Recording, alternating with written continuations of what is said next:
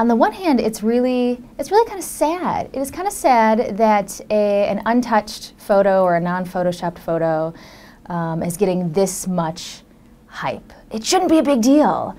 So that's kind of the sad realization. On the other hand, it's really great that this has happened because it's opening up a conversation that needs to be had. Number one, we have to recognize that we are subscribing to the thin ideal.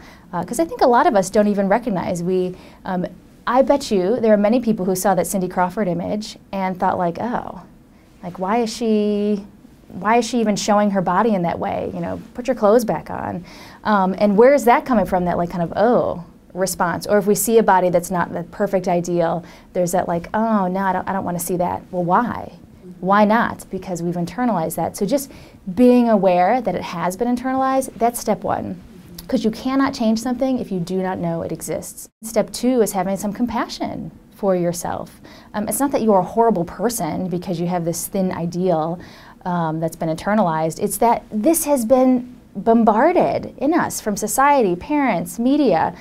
So there's kind of no way you cannot have that thin ideal. And then three, once you have that understanding and that compassion, then you can think about ways to change that, which could be something like learning ways to have more appreciation for your body, or perhaps looking at your body less as parts and more as a whole body. The path toward health is different than the path toward an aesthetic appearance or looking a certain way, although they can converge.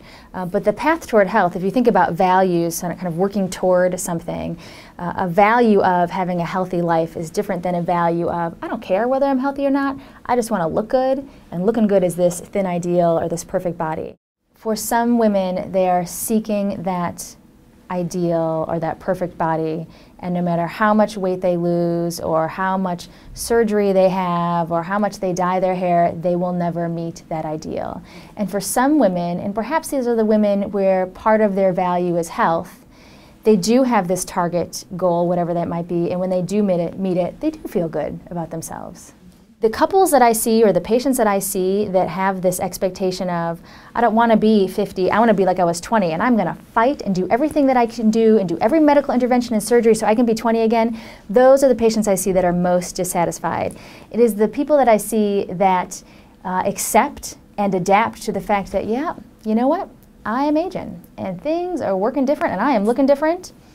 And I can handle that. I can do things differently to adapt to that. Those are the people I see that are most healthy.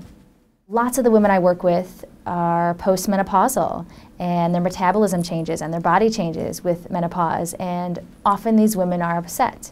Why didn't anyone tell me? Society doesn't talk about it. It's the thin ideal. That's mostly what we see, and then therefore that is what we expect to be seeing in ourselves. That's not reality. Perhaps women, we're revolting and we're saying, we're not taking this anymore. I mean, I'm thinking about the Dove commercial.